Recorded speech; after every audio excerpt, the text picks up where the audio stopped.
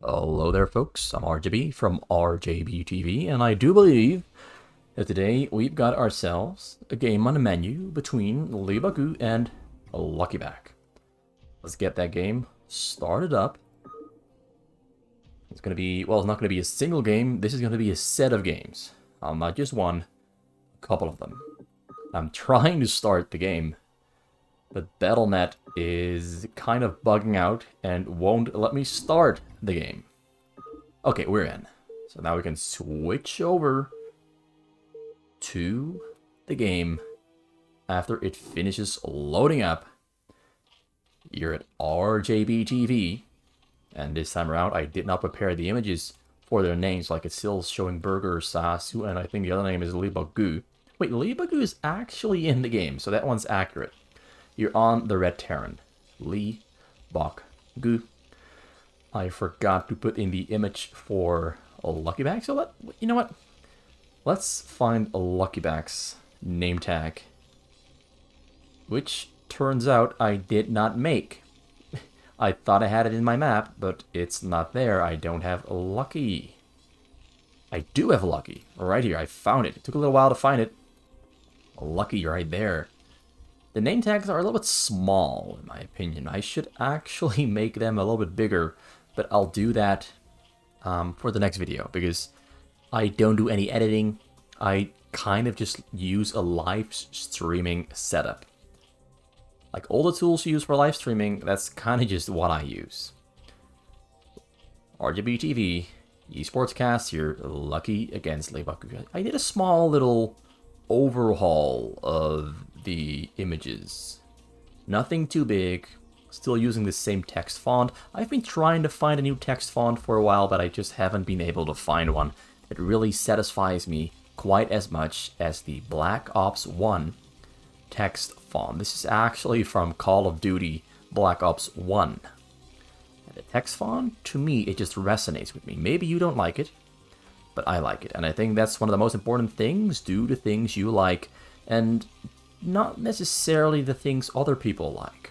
I think when you do the things you like, and you do them with a passion, and you do them with some devotion, I think naturally you will find and meet people who like what you're doing.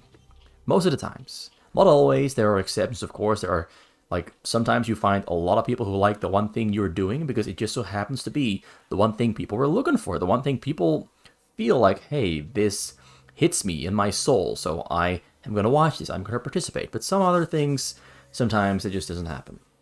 But I think as long as you follow your heart and use a little bit of clickbait now and then, things will go well, at least on YouTube. So Leebokgu on the Terran finally finds his opponent, LuckyBack. LuckyBack went for a choke hatchery. 2 Sungas are on the way. A couple Zerglings there to protect it from a couple Marines that might come over, or the SCV that finally found it and is getting scared away. Some little cute micro there on display from both players. Leebokgu went for 2 barracks, gas academy. Very fast academy. Hopefully going for fast firebats and medics, and might try to run by that choke. Or maybe he's not even going to try to run by. But a barracks there being built outside of vision, beyond the hill. Going to try to fly into this little corner here, where there's currently no vision for LuckyBack. And LuckyBack has no protection in the back. But this barracks is going to take a while to finish. LuckyBack is trying to pull those Marines into the Sungans, but Leebokgu put them on hold position. We got a factory on the way there in the front. Not sure if only 2 barrack production is going to be enough to protect the factory there. Sometimes the factory, sometimes on the 2 barrack build order, you do have a very small amount of Marines to defend against potential Mutalisks. And I do think that with the build order LuckyBack went for here with a very fast lair, also getting a second gas, this does look to me, we found the barracks there. So the barracks there gets cancelled because the SV got taken down. Then there's no other option but to cancel it. LuckyBack found it with a little bit of luck. Spire is on the way. So yeah, as I said before, LuckyBack for a very fast lair, and then went for a double gas. If you don't go for a double gas at this timing, usually it means that the Zerg is going to go for Mutalisk Micro.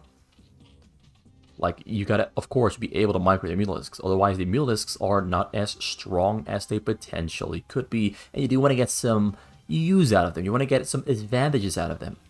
I'll look back Leebokgu here. It's kind of annoying that both names kind of do have the same letters in them. Leebokgu, LuckyBack. It's a little bit the same. Different, but somewhat the same. 18 drones there for Lucky. Kind of cutting it short on the economy, but this is a build order where if you want the very fast Mulisks, you cannot really afford a whole lot of drones on a minerals. He's got 25, which is, in my opinion, a little bit on the high end. Although he's using one of them to build a Queen's Nest there in the front. Got a pretty good encirclement there on the choke with Sunkens. Leebokgu not going to break through. Does have some Firebats in the mix, but the Firebats are not really going to do much whatsoever. Because at the moment, he's not going to break through. Tank is finishing up very soon. Siege mode as well. There's a starport there on the side. Slowly getting bigger, getting command center number 2s on double gas, double refinery. And engineering bay there also on the way to start building turrets for the Mutas that are currently on the way. A total of 7 Mulisks on the way.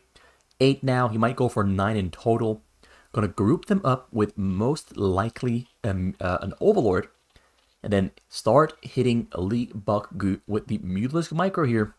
Dancing back and forth onto the hill, off the hill. Because on the hill, the opponent has no vision. Let me show this. This is the layout. If you come from up on the hill and attack and go back onto the hill, the Mutalisks go out of Marine vision, so the Marines cannot attack. It makes Mutalisks on this map particularly strong for defending against a tank push. Exactly like this. Let me just turn up the vision there for LuckyBack. Let's see if he's going to try to do the Mutalisk Micro again. He's adding a couple more suckers to the front. You can see them there up on the hill. They are out of vision, in vision. They attack, and he's going to leave vision as soon as possible. And the Marines can do not much about it. Most the Marines can do is just try to defend and try to deal some damage, some return damage to the Mutalisks. Lucky here at the moment, doing a great job picking off straggling units that are not part of the main group. He's on the chase, on the hunt. LuckyBack there going to try to intercept units coming from the base, entering the middle. But LuckyBack here playing it very, very defensively. The Marines are still dancing back and forth on the middle. But what matters most, he's buying himself a lot of time. A dropship there coming in though. Is there Firebats? Is it Firebats? It's Firebats. Firebats are loading. Firebats getting sniped by single Mutalisk attack. So the Firebats don't get a single drone kill. They could have gotten all the drone kills. Like, if he just had the opportunity to go for 2 attacks, maybe 3 attacks, all the drones would have died there on the minerals. But the Mutas were returning back home because he has some vision here on the sides with those Overlords. Allows him to protect the drones with ease. And now he's back to fighting here on the middle. This little push and pull game. Push and pull. Goes in, weaves out, macros, and he goes back to the Mutalisks after he queues up some units, makes some structures, and attacks once again. He really wants to kill that one tank because the tank is hurting and killing his Sunkens. It is becoming a real problem. Got 2 more factories, no, 2 more starports on the way. They're at home for Leebokgu. He's going to play this on a single factory for now. He's got science facility finished up, pestle in the air, and radiate on the way. Goes in for the stim attack there on the Sunkens. This is looking pretty dangerous here for Lucky. Actually, Lucky has enough Mutalisks, and he got Scourges finishing up, taking down the vessel. He can take down those Marines around the middle and take down the tanks as well, but he's going to go for Guardians first. Not sure if that is the correct choice here. Because the Marines are pushing forward, tanks are rolling towards the drones. There might be an opportunity here for Leebokgu to hit those drones. If he is fast enough, he might be able to hit the drones. Drones are running away, tanks are sieging up, tanks are within range, but tanks are not fast enough. Drones ran away, and now he's gonna lose the filer mount on the side there though. Unless he's lost it. Lost to the filer mount because he's protected the front as well and protect the side. So LuckyBack did take some losses. Lost most of his choke, his hatchery in the front, and his defiler mount. And a little bit of mining time there by pulling his drones away from the minerals. But so far it looks like he survived most of the hit. Most of the hit on his life here went quite well for Lucky. And he's still standing. And currently has a pretty good fighting force, because Leebokgu didn't go for Valkyries, he went straight for Vessels and Radiate. So he has to wait for Radiate Energy before he can take down those Guardians. The rates are there in the air though, and the rates are pretty good, pretty decent against Guardians, but Scorches in turn are amazing against the rates. So Lucky is at the moment very well protected against all the possible options Leebokgu currently has in his hands to attack with. He's moving forward though, slowly but surely. Getting all of his units there in a hotkey group, getting more barracks as well, getting 7 barracks in total, 1 armory there spinning, adding on more command centers there to finish up all of his gas, and moves forward across the map to continue and resume the push from earlier, to not give a LuckyBack time to breathe, time to grow strong, time to become perhaps too strong to break into. Lurkers are finishing up, they're in the front, not quite yet finished though, but the swarm is already in position, which means the Marines can push forward. We've got Rakes in the air, cloaked up, but there's an Overlord providing vision to Scorch there, hitting. Gonna go straight for the Defilers in the back. Gonna throw down a very fast swarm, but he doesn't have anything to consume. The Spore beneath the Dark Swarm there saves the Guardians. I do think he got down a second Swarm there just in time, not sure. But I do see 2 Swarms are on top of each other. So the Lurkers below the Dark Swarm are currently in pretty safe condition. Raids coming in to kill the Guardians, sacrificing their own lives to make sure the Guardians all will go down. We got oh yeah, he kills a bunch of Guardians, and 2 Raids do make it out alive. So about 4 starports. A lot of SCVs are on the side, ready to build more factories and starports or whatever he's planning on building there on the left side. Got army number 2 finished up as well, getting gas from 7 refineries. Things are looking great for Leebokgu.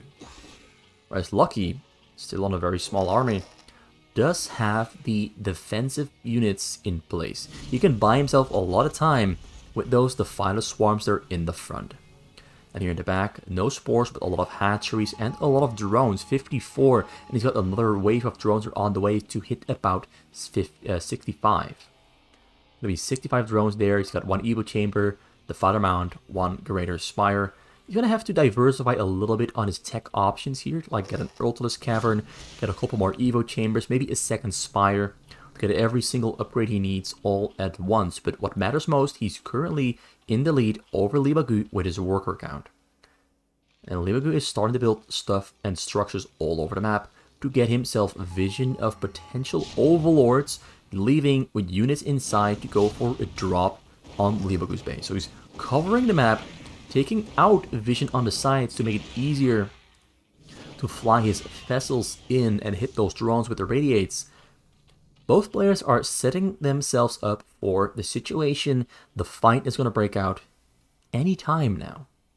Both players are macroing up, getting richer, getting stronger and bigger, fortifying their bases, finishing up their production facilities before it is going to start to go down really, really hard.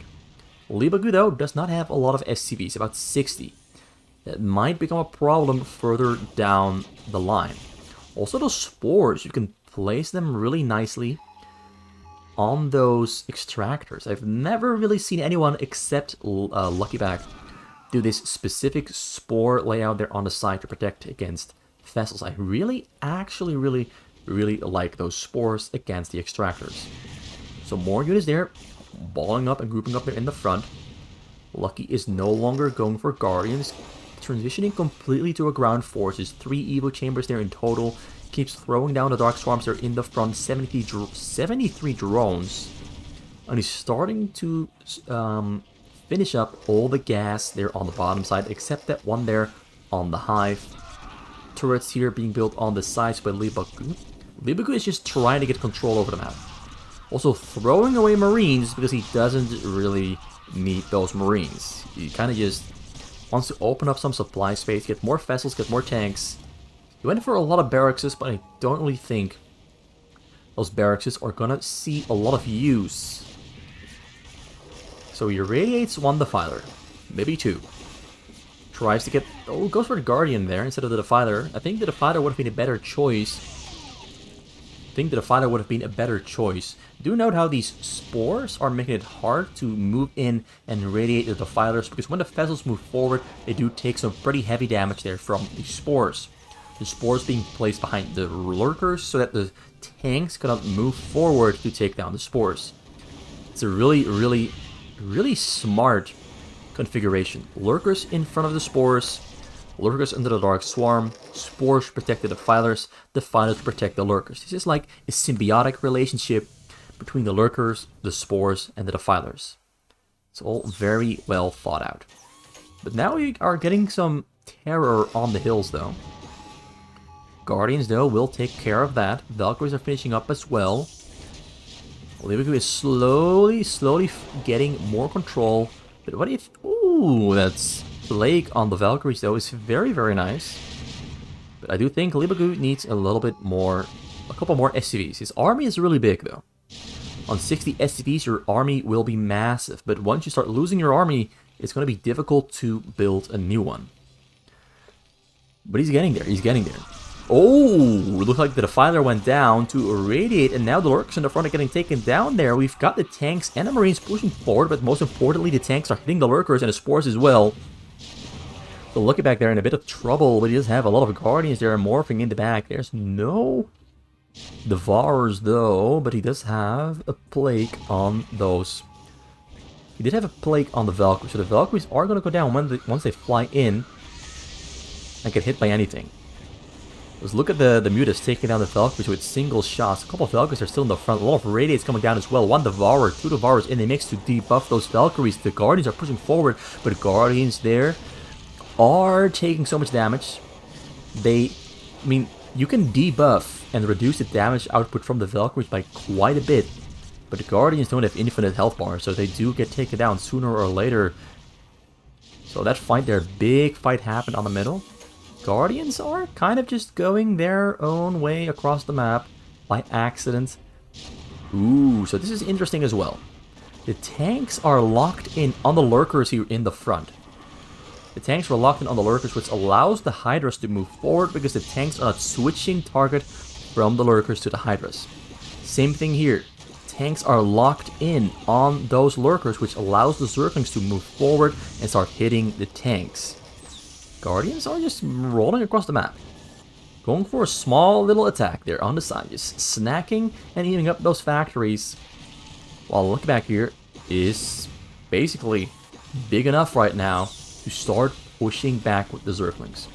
Leebokgu does not have enough factories or income on his gas to just spam out a large group of tanks. And now we've got Guardians pushing up as well, and more Zerglings coming across the map. This might just turn around and be over in one fell swoop, one counter attack. LuckyBack has so many hatcheries. I do count about 20, 24, not sure, but somewhere in between 20 and 24. Zerglings are on the chase. Took out the middle. Guardians going straight for the SCVs. Any SCV that goes down for Leebokgu at this point is going to hurt him a lot because his gas is low, minerals are low. He is not in a position where he can afford to lose any SCVs. A lot of his SCVs are on the sides as well, so he actually has barely any SCVs on the minerals whatsoever. And you can notice his SCV count is below 50, and at least 10 of them are not in his base acquiring minerals. And his army is it's small, it's 150, whereas LuckyBack is already on maxed out. He's got 12 Ortalisks on the way. He's got every single upgrade that he wants there on display. Leebokgu here on 1-2. His upgrades are pretty good as well, but his economy is simply too small. He just got out macroed. In the sense that he was producing really well, but if you are producing really well and your income is really low, you're going to run out of money. And if your opponent's income is really good, like LuckyBack 72 drones, his income is just simply way better. He cannot stand up against the overwhelming production ability that LuckyBack has right here. Leebokgu just shot himself in the foot by simply not having enough SCVs on the minerals. Like, let's count. 1, 2, 3, 4, 5, 6 there on the side. Another one there on the side, and a couple of them went down as well. So yeah, he had about 12 SCVs not in his base, and he only had 60 of them, so 48 there in his base, and there's one not mining, another one not mining, 3 not mining. So a lot of SCVs in his base not mining minerals.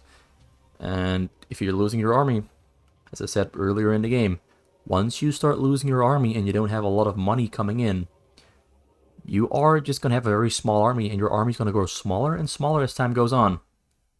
That's exactly what we saw happen there with Leebokgu as LuckyBack started hitting the counter-attack.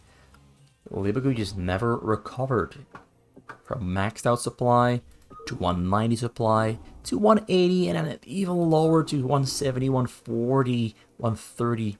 Never able to recover. And then you're just done for. Then you are just done for. Because you got nothing left to fight with. And the only person you've got to blame for it is you yourself for not getting enough workers to secure and save the economy. So now we've got Leebokgu on the Zerg. Here on the white Zerg, LuckyBack there on the purple Protoss. Right next to each other. So this, whenever a Protoss and a Zerg are right next to each other, usually it means the Protoss has a really good opportunity to rush and go for very low economy early game to mid game build orders, because they can attack so easily. There's not a lot of distance to cover, either with a frontal attack there on the hatcheries in the front and the choke, or from just shuttling units across the hill and picking up a Reaver and sending that in afterwards. So what is Leebokgu going to do here to fight off and fend off LuckyBack's alleged early game aggression? Although I'm not sure if LuckyBack is going to go for the early rushes. He is usually a player who really likes to go for a pretty fast nexus. And if he goes for, well, it kind of depends. If LuckyBack see the Overlord, he might adjust his plans. If he doesn't see the Overlord, but Leebokgu does see the Protoss structures, it might change Leebokgu's plans. So Leebokgu knows, he's seen it. LuckyBack doesn't yet know where his opponent is. If as a Protoss you know your opponent is next to you, you can just go ham and go hard. If you don't know, and the opponent Zerg does know, Zerg can take better precautionary movements and actions to adequately prepare themselves and maybe even catch you off guard with some cheesiness, with some Zerglings.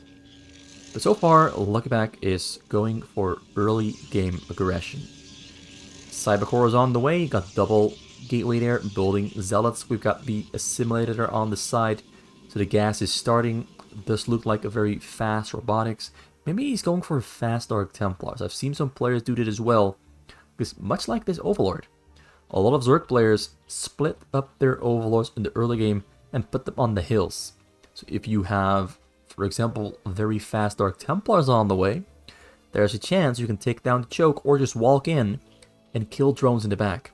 Because the Overlords are going to be too damn far away to detect and protect those very poor, fragile drones in the back. So Zerglings there are going to try and protect the Sunkas in the front. Sunkas in the front are a little bit late. Zealots are trying to break through. Leebokgu is blocking off those Zealots really well. Sunken finishes up. He's blocking with the drone as well. Really beautifully done. Gets the Zealot kill. And the second Zealot there, still on full HP. This is a problem. This is actually a problem. So now we've got the Zealot and a lot of drones there fighting for their lives. So the LuckyBack is deciding against committing to hitting the drones. Gets one more drone kill. Zerglings do finish up. And these are Zerglings Leebokgu rather would not have made. Because these could have been 3 drones. 3 drones, of course, means more money.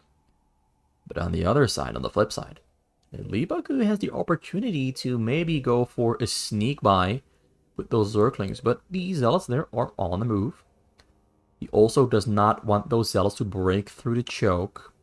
So he has 2 options. Either I can send my Zerglings in and hit the probes by running around using information of this Overlord to see whether Zealots are blocking the entrance or not. On the other end, if those Zealots break through and hit the drones, it's going to be GG as well. So Leebokgu has some tough choices to make. Play risky or play defensively. Playing defensively, of course, means LuckyBack has all the freedom to go for his very fast double robotics support bay build order, where he's going to go for shuttle, double reaver. This is a very dangerous build order from Lucky that I haven't really seen many players do. So once shuttle there finished up, going to pick up those zealots and send them across the hill. LuckyBack is doing this in full vision of an overlord though, so Leebokgu knows it's happening. Leebokgu has no Hydralisk Den. He's making 2 Sunkens as fast as he can, but maybe a little bit too late getting a Hydralisk Den now as well. LuckyBack is very fast this game. LuckyBack is very, very fast this game, and maybe Leebokgu a little bit slow with the Hydralisks. Or, yeah, a little bit slow with the Hydralisks, but he was forced to spend more money on Zerglings than he wanted to. So unloads and gets a surround on the Sunken. Sunken is in danger. Sunken is going to get taken down for sure. Another Sunken is there alive as well. So we have to protect that Sunken with the drones, but the drones are going to take it down as well. We got Hydralisks on the way. Reaver is spawning there in the back here, back at home. Picked it up. He's flying across the map, but he doesn't even need it. He doesn't even need it because the Zealots there unloaded on top of the Sunken. Great surround are wreaking havoc. We got the Reaver shuttle there coming in hot. Coming in off the press, ready to attack and unload. Scarab shoots, and that is a GG. Leebokgu gets taken down in 5 minutes 30 seconds by a really good, very aggressive build order from LuckyBack. 2 gateways, 2 robotics, very, very aggressive stuff. Nothing to defend himself with except some zealots, but very, very strong attack that Leebokgu could not keep up with. He couldn't keep up with it. Could not keep up with that very well played and executed push. So that's 2 wins in a row there for LuckyBack. And now we're going for game number 3, where Leebokgu and LuckyBack are going to switch roles compared to game number 1. And it's going to be LuckyBack on the Terran and Leebokgu on the Zerg. So 2 Zerg games in a row there for Leebokgu. They're just going through the matchups, and I kind of like these matchups. It's different than Protoss Terran or Protoss Protoss, which is what they play most of the time. Terran against Zerg is probably one of the least played matchups out of the 3 big matchups of Terran Zerg, Protoss Terran, and Protoss Zerg. It's the least played between the 3 races. So whenever I do find a game where they are playing Terran against Zerg, I get a little bit excited because it's honestly one of the more exciting matchups to watch. Although I also really liked Protoss against Terran. I really love it. But I've seen so much Protoss against Terran, at some point, they do start to kind of look the same. Ooh, Cross is asking me a question. I should have done /D&D. Wait, I forgot /D&D.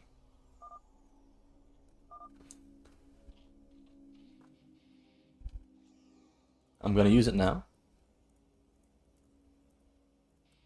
I'll let you know when I finish. Okay. So Leebokgu here on the top right corner. Orange Zerg goes for choke build order. LuckyBack goes for command center first as a Terran in a Terran against Zerg. And because most Zergs are not going to cheese you with a pool rush, this is a perfectly legitimate option. There are some players who always cheese when they are Zerg. There's the player Thanks, or also known as X3X, who also kind of just always goes for a Zergling cheese when he's Zerg against Terran. Almost always. So this would have killed LuckyBack without a doubt. But Leebokgu is a more standard player. He's all about basics and fundamentals. Although this game being from 2018, like near the end, November 2018, I haven't mentioned that at the start. I don't think I mentioned that. This is pretty much from early, or well, late 2018. Leebokgu became a monster at the end of 2019, and in 2020 he became an absolute monster of a player. This is just slightly before that time frame.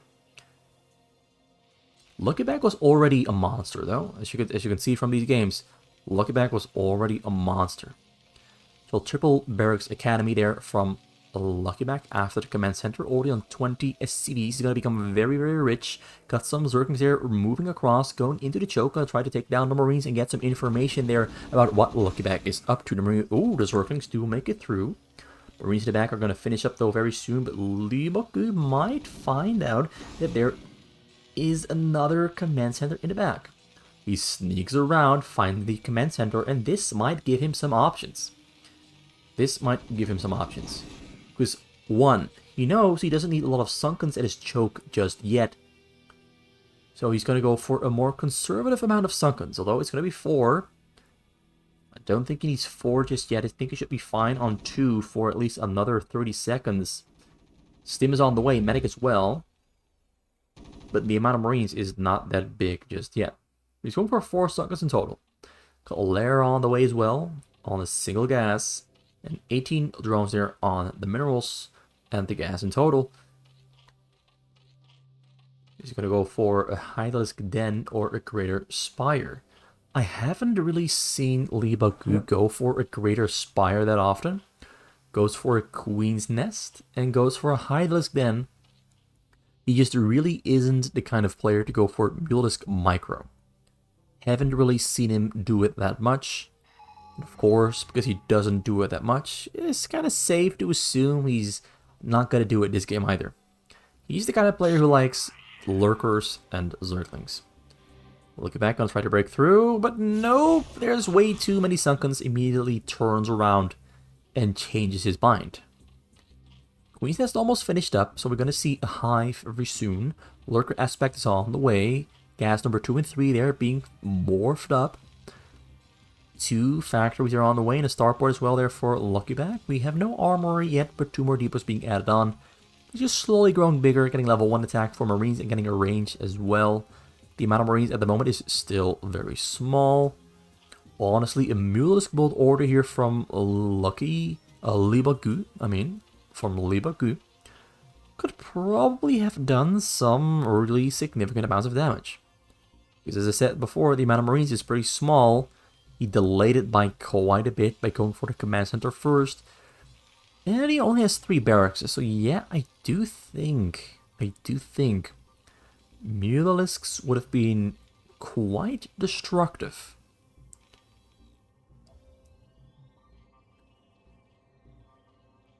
So Leebokgu goes very hard on the amount of Sunkens he's got there in the front. Very, very hard. It's a lot of Sunkens, more than he probably needs. But he just really wants to be sure that Lucky is not gonna break through those Sunkens. But in exchange for ensuring that his choke is very strong and beefy and easy to defend, he does have less drones on the minerals. He could have, I think, about 5 or 6 or 7 more drones on the minerals, which could have really helped him out grow into the hive technology time frame. The hive is finished though, and we're only 6 minutes in. That's a very fast hive. Got Lurker, the Filer Mount on the way. First Sunk in the front gets taken down. Overlords are in danger of getting taken down. Overlords are being morphed at the moment though from Leebokgu to make sure he does not get supply blocked for too long. Got Burrow on the way as well, adding on hatchery number 5. They're in the back. Might add on number 6 or 7 as... Wow, 6? Yeah, 6. Creep colony on the way in the back. There's no spores yet. Lucky is... Wow, I had to yawn. I guess I'm tired. So Lucky's on 3 command centers now. 2 armories, 3 barracks, 3 factories. Everything comes in numbers of 3 and 2. Got Fessel on the way as well, and Radiate being researched. so we can go and hunt down those drones with radiates. But Lucky is mostly focused on just growing very rich very quick. And Leebokgu got lurkers in the front. Doesn't have to worry about detection yet. Got the Phyllis morphing. He's got Consume almost finished up. Overlord there still slight. I think the Wraith that he had earlier got taken down. He's already building turrets on the sides. Lucky is playing very fast. Lifting up his barracks, getting factory number 4 and 5, getting upgrades for attack and armor for his tanks, getting Karen booster for Goliath air range. Something you kind of always need when you're a Terran, even if you're against Protoss. You kind of need that upgrade if you are planning on going Goliaths, because you're most likely playing against carriers. If you're going Goliaths against Protoss, and against Terran, against Zerg, you're most likely playing against Guardians. So he moves forward, the lurkers are burrowed up in the front, and it looks like Choke is gonna be easily defended. But 71 SCVs there from Lucky against 37 drones from Leebokgu. Leebokgu's economy is very small. LuckyBack's economy is absolutely huge, and we're not even 9 minutes into the game. So Lucky's gonna grow very big, very fast. He's throwing up so many starports and factories. In every single armory he didn't have, but still needed, he's getting those as well. He's very rich. He's so rich he can't even spend his money fast enough, because he's setting up a contain all around Leebokgu's base, while also pushing forward here in the front, while also building his own base back at home. He's doing a lot of things at the same time. So more lurkers there are ready to replace the ones in the front. Good radiate under the Filer. Only 44 drones there for Leebokgu. He's mostly focused on just getting a very fast and diverse unit composition of Zerglings and Lurkers and Dark Swarms and Defilers.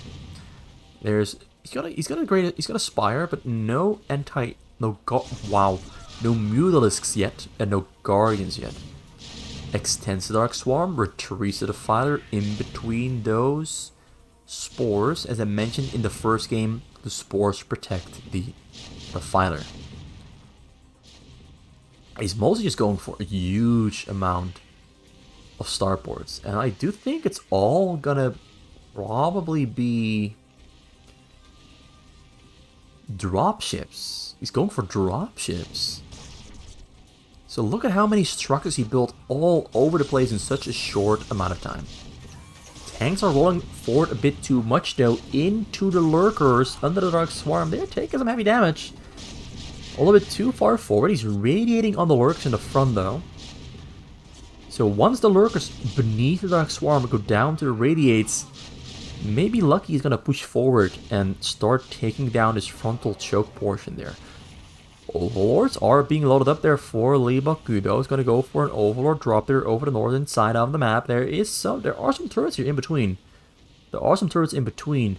There is actually no anti-air except for those turrets on the map for Lucky. So as long as Leebokgu can keep his lurkers burrowed up there underneath the Dark Swarm and not lose them, he's gonna have a great game. Tanks are being set up on the hill. We have a lot of Velk. Okay, now we are in dangerous territory for Leebokgu. Because Lucky is maxed out, pretty much maxed out, and is pretty much all the units he wants and needs. Valkyrie's in the air. Overlord is going over the hill. There's turrets behind the hills, forced to unload. They're going to try to take down all those structures there. Overlords are returning back into his base. He's got Zerglings, he's got Lurkers. He's going to try to take down those turrets. And this looks pretty bad for Leebokgu. All the Lurkers in the front got taken down by Radiates. It was a slow process, but he took them all down. Lucky is just playing all over the place. Lucky is just really playing this really well. Valkyries are on the hunt for those Overlords. He's scanning for the Overlords. Can he find them? He's on the hunt. He knows where they are because he's been scanning for them. He saw them leave. Overlords are splitting up. Unloads the Defiler. Unloads some Lurkers. Some units are still flying though, but you're in the front. We've got a push happening. We've got tanks and Marines underneath the Dark Swarm. We got Lurkers in the back there, ready to move forward and try to get underneath the Dark Swarms. Throws up a Dark Swarm. Gets his Lurkers under the Dark Swarm. The rest of the overlords are getting hunted down, getting taken down there by the Valkyries. Can't unload them. Leebokgu is currently supply block. It's still only in 44 drones in total, but now we got Zerglings breaking through the middle here, but the tanks beyond the hills are taking care of the Zerglings. So the Zerglings do move forward, do take down some tanks, but they're not a threat, not a danger for Lucky. This is just really, really good. Terran against Protoss, Terran against Zerg from Lucky. Really impressive game here. He's just basically strangling Lucky. Lucky doesn't really mean Leebokgu. Leebokgu is getting strangled. Leebokgu is getting strangled. He doesn't have a lot of room to breathe. Room to move. He's got upgrades, he's got technology, he's got sports on the sides, but he's got tanks on his hills, hurting him. Tanks in the front, vessels on the side. This is just a complete sealed off perimeter by Lucky. And he's just so focused on not giving a Lucky an opening that he's not really progressing his base much. He's not progressing his economy. He's getting upgrades though, but Lucky's own upgrades are really good as well. 2-2 on the tanks already, only 14 minutes in. The +1 command center start really paying off really well. Lurkers are trying to move forward, but he's got an encirclement on the Dark Swarms. So maybe those Lurkers are not even going to get into the Dark Swarms. Nope, all Lurkers went down. This is game over. At this point, it's just complete domination by Lucky. And maybe Leebokgu played it a little bit too defensively. Maybe he should have picked up on the fact that the command center was there and adjusted a little bit. Maybe gone for fast Mutalisks. Maybe gone for more drones instead of going for a very big choke, which Lucky wasn't really trying to break through very early on. Lucky was kind of just going for the slow push with a very big economy on the back of it. I think Leebokgu kind of misread the situation by not going for a big economy of his own in response to Lucky's big economy. I really think it cost him the game. I mean, Lucky has so many starports. It's 8, 11 starports and about 12 factories, maybe 13 factories. 14, I'm blind, it's hard to read. Also getting nukes already. Does he have the ghosts somewhere? He's got no ghosts on the map here, anywhere to be seen. But he does have a lot of the barracks needed to build ghosts. But nukes were not going to happen yet. He is making them though, but I simply don't... Oh wait, there are the ghosts. I see the ghosts. Just prepared to start nuking. So LuckyBack was honestly just getting every single thing at the exact same time. Honestly, that is a really good a really good Terran. That is a really good, diverse, strong, and smart Terran. Okay, we got a couple more games here and ready to go. One more. Well, actually, let's split this up. This was part 1. 3 wins for Lucky against Leebokgu. Let's split this up. There's a couple more games, but one of those games is very long.